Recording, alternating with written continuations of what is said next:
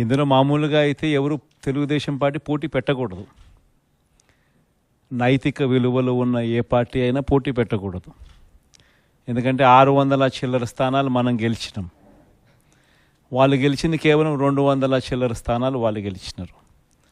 మనకు వాళ్ళకు మధ్య తేడా దాదాపుగా 387 స్థానాలు వాళ్ళకు మనకు తేడా ఉంది.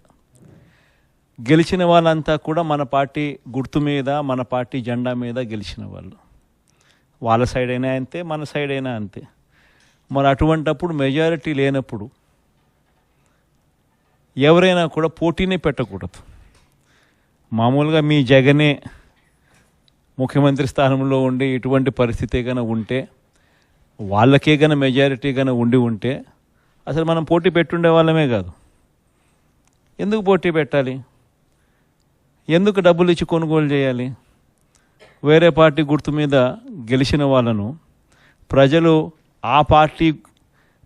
వాళ్లకు ఓట్లు వేసింది ఆ పార్టీ గుర్తును చూసి, ఆ పార్టీ పేరు చెప్పి, ఆ పార్టీ గుర్తును చూసి, ఆ పార్టీ తరపున వెళ్ళి ఓట్లు అడిగిన తర్వాత, గెలిచిన తర్వాత అటువంటి వాళ్ళను మనం ముఖ్యమంత్రిగా ఉన్నాం కదా, పోలీసులు మన చేతుల్లో ఉన్నారు, అధికారులు మన చేతుల్లోనే ఉన్నారు, డబ్బులు మన దగ్గర దండిగా ఉన్నాయి కాబట్టి ఆ డబ్బులు మనం ఖర్చు చేసి మనం ఎటువంటి పరిస్థితుల్లో అధర్మంగా అయినా కూడా మనం గెలిచాలి కదా అని ఆలోచన చేసి అదే కార్యక్రమం ముఖ్యమంత్రిగా ఉన్న వ్యక్తిగా మనం చేసి ఉంటే ఆ ధర్మమేనా?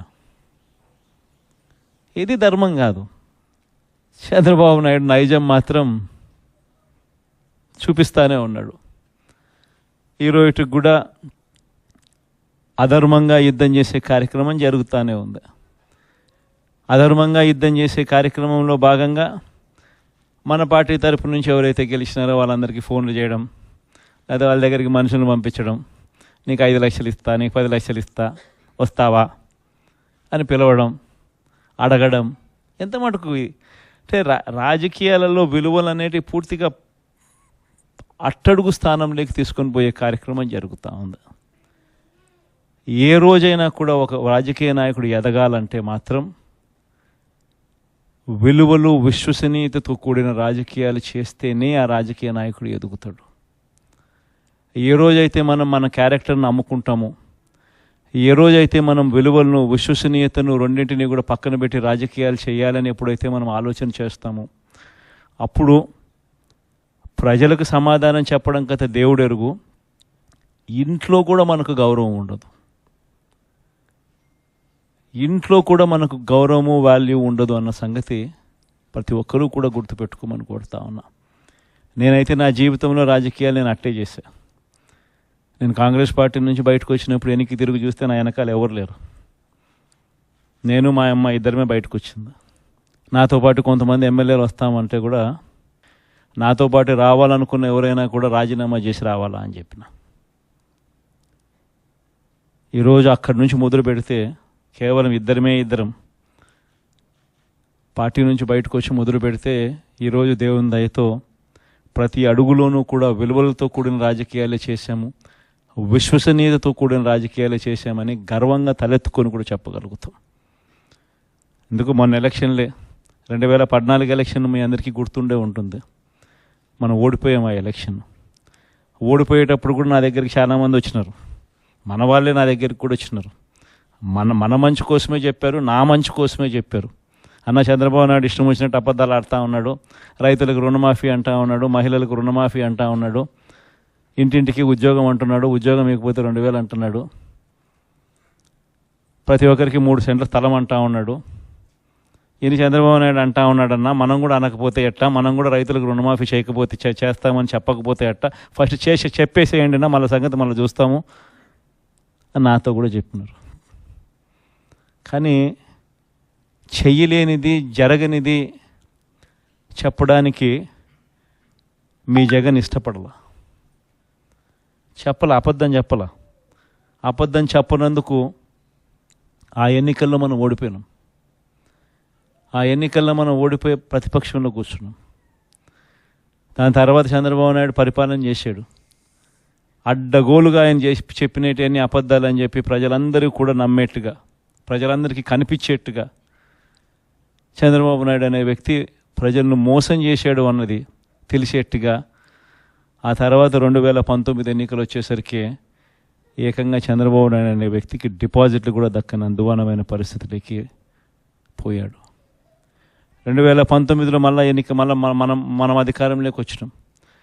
మన మేనిఫెస్టోలో చెప్పింది ఏది కూడా పలాని మాట చెప్పినామనంటే ఒక్క మాట కూడా తప్పకుండా మొట్టమొదటిసారిగా రాజకీయాలలో విలువలు అంటే ఏమిటి, విశ్వసనీయత అంటే ఏమిటి అనే పదానికి మనం అర్థం తీసుకొస్తూ అడుగులు వేశాం మొట్టమొదటిసారిగా. ఇంతకుముందంతా మేనిఫెస్టో అంటే చెత్తబుట్టలో వేసే డాక్యుమెంట్. మొట్టమొదటిసారిగా మేనిఫెస్టో అంటే చెత్తబుట్టలో వేసే డాక్యుమెంట్ కాదు.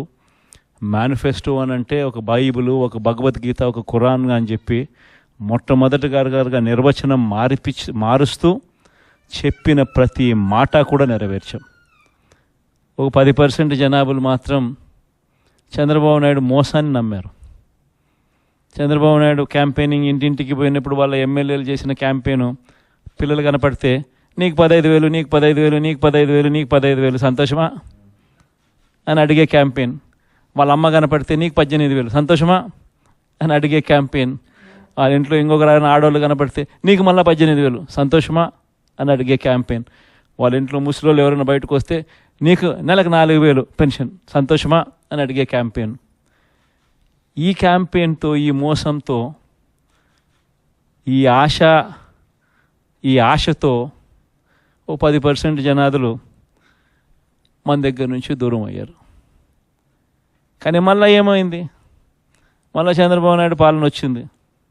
మళ్ళీ ఇదే చూస్తూ ఉన్నాం. ఈరోజు 22 నెలలు అయిపోయింది. స్కూళ్ళు తెరిచినాయి, పిల్లలు బళ్ళకు పోతూ ఉన్నారు. కనీసం జగనే ఉంటే కనీసం అమ్మఒడి కింద 15,000 ఈ పాటికి జగన్ ఉంటే వేసి ఉండేవాడు.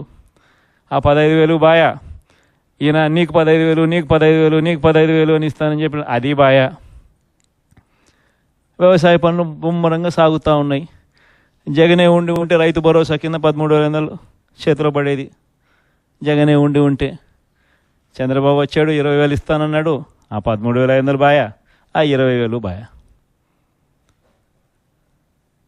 ఈరోజు రాష్ట్రంలో ఉన్న పరిస్థితి జగనే ఉంటే పెద్ద చదువులు చదువుతూ ఉన్న పిల్లలందరికీ పూర్తి ఫీజు రీయింబర్స్మెంట్ కింద ప్రతి త్రైమాసికం అయిపోతూనే ప్రతి 3 నెలలకు ఒకసారి, ఆ 3 నెలలు అయిపోయిన వెంటనే ఫీజులు జమ అయ్యేటి.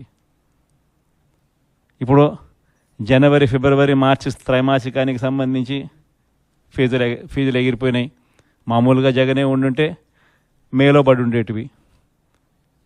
అది బాయా. ఆ పిల్లలు రేపొద్దున ఇంజనీరింగ్ చదువుతున్న పిల్లలు, డిగ్రీ చదువుతూ ఉన్న పిల్లలు, వీళ్ళందరికీ ఫీజులు కట్టడానికి ఫీజులు కూడా చెల్లించలేని పరిస్థితిలో ఆ పిల్లలు బళ్ళకు పోతూ ఉన్నారు, కాలేజీలకు పోతూ ఉన్నారు. కాలేజీలు ఆ పిల్లలందరినీ కూడా నువ్వు ఫీజులు కట్టకపోతే కాలేజీలో టీసీ తీసుకుని వెళ్ళిపోమని చెప్తా ఉన్నారు. వసతి దీవెన ఎగిరిపాయి.